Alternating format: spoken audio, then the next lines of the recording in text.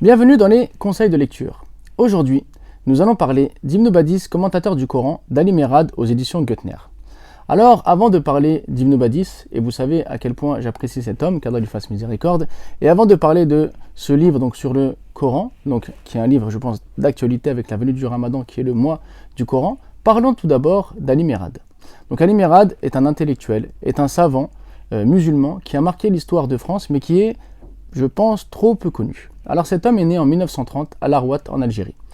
Donc le contexte à l'époque était un contexte colonial, ce qui fait que le matin il allait à la madrasa pour étudier le Coran et les sciences religieuses, et juste après il se rendait à l'école française afin d'y apprendre le français et les matières classiques, les matières donc profanes. Il a donc mémorisé le Coran dès son plus jeune âge, et par la suite s'est dirigé vers Alger afin de continuer ses études. Arrivé à Alger, il s'est lié d'amitié avec Ahmed Talib al-Ibrahimi, donc le fils du Shir Bachir al-Ibrahimi qui était le président de l'association des Ulama. Et c'est ainsi qu'il a pu donc bénéficier de rencontres fructueuses avec le Shir et qu'il a pu également profiter de sa grande bibliothèque et des livres qui s'y trouvaient.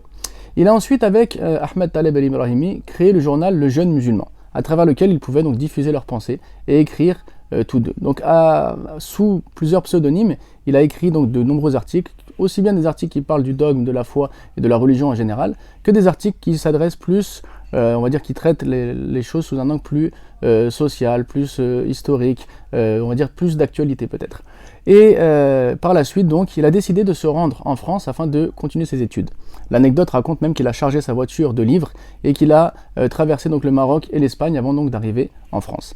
Arrivé en France, il s'est inscrit donc pour faire des études de langue arabe et par la suite donc une thèse sur le réformisme musulman donc en Algérie. Alors, étant donné qu'il connaissait Bachir el-Ibrahimi, qu'il connaissait bien les élèves d'Ibn Badis, qu'il était imprégné de cette pensée, il était la personne la plus compétente pour faire cette thèse. Et parallèlement à cette thèse, il a donc fait une thèse sur le commentaire du Coran par Ibn Badis. Et c'est celle dont nous allons parler aujourd'hui. Donc ce livre que vous voyez est donc une thèse que Ali Merad a écrite. L'objectif donc de cette thèse était de montrer comment Ibn Badis abordait le Coran et comment est-ce qu'il utilisait le Coran dans son travail de réforme de la population musulmane en Algérie.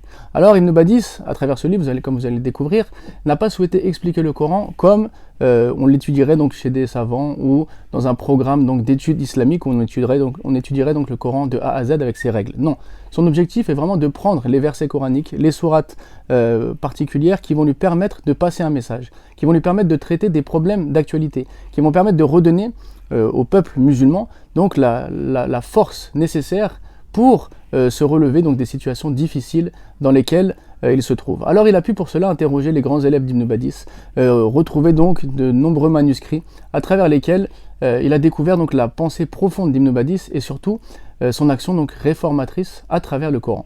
Donc on y découvre dans ce livre la personnalité d'Ibn Badis, on y découvre bien sûr les différentes explications qu'il a données du Coran, mais surtout en fait la voie, la méthodologie qu'il a utilisée afin de faire de ce livre, de faire de son explication plutôt du Coran, une méthode de réforme d'une société tout entière. Donc c'est un livre que je vous invite à découvrir, déjà pour découvrir l'érudition d'Ali Merad, pour découvrir la force donc d'Ibn Badis, et pour vous, on va dire, s'accaparer, on va dire, les leçons qu'il y a dans le Coran, donc des leçons qui sont contemporaines et non pas, on va dire, un tafsir qui est une explication profonde de ses sens, mais vraiment un tafsir qui est vivant, qui se place dans notre quotidien tout simplement.